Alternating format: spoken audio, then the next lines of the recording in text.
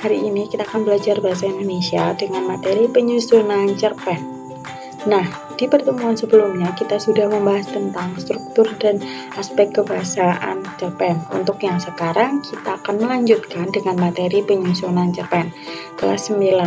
KD yang akan kita pelajari yaitu KD 4.6, yaitu mengungkapkan pengalaman dan gagasan dalam cerita pendek dengan memperhatikan struktur dan kebahasaan cerita pendek. Materi yang akan kita pelajari dalam penyusunan teks cerita pendek. Untuk yang pertama yaitu langkah-langkah dalam menyusun cerita pendek. Untuk yang kedua adalah hal-hal yang penting dalam menyunting teks cerita pendek.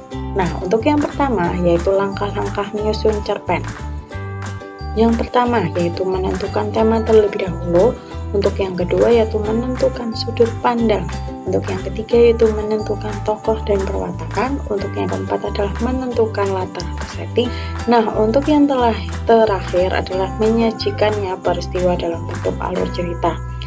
Nah, gambar ini merupakan langkah-langkah dalam menyusun cerpen secara runtut.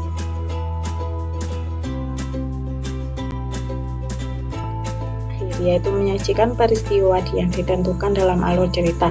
Ada 5 tahapan dalam menyusun alur cerita. Untuk yang pertama adalah tahap penyituasian, yaitu tahap di mana pembukaan awal cerita.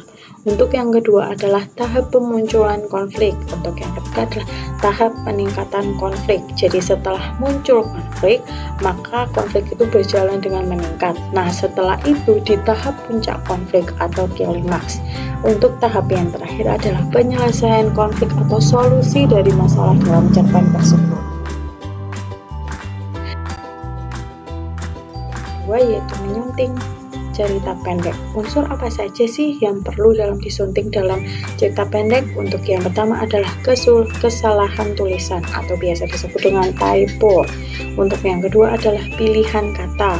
Untuk yang ketiga adalah ketepatan ejaan. Ketepatan ejaan ini berhubungan atau berkaitan dengan tanda baca dan huruf besar. Untuk yang keempat yaitu keefektifan kalimat. Kalimatnya tidak perlu berbelit-belit, harus inti dan runtut.